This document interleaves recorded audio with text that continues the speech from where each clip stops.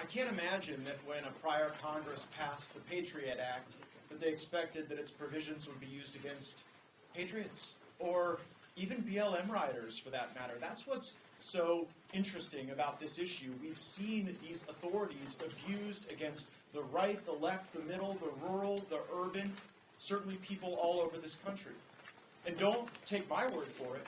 When the Inspector General for the Department of Justice, appointed by President Obama, did an analysis of the utilization of these FISA authorities, they found that our intelligence community had violated the law and the regulations 278,000 times. They were breaking the law 38 times an hour for the period that was being reviewed.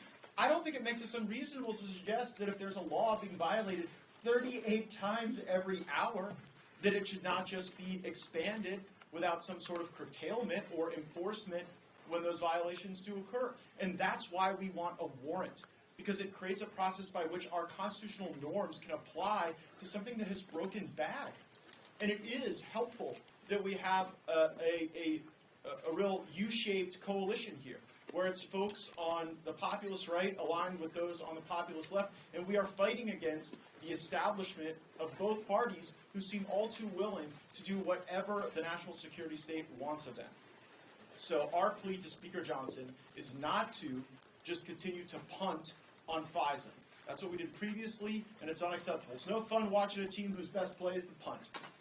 That's what we did previously, and we shouldn't do that again. And if we're going to make changes to FISA, rather than expanding the authorities, as Chairman Turner and some on the Intelligence Committee want to do, so that they can be weaponized against anybody with just access to Wi-Fi at a Starbucks or a McDonald's, they should be curtailed. And if they are not curtailed, if there's not a willingness in the Senate to curtail these authorities, then we should allow them to expire, as is contemplated originally in the Patriot Act. And I would now turn the mic over to my colleague, Representative Burles.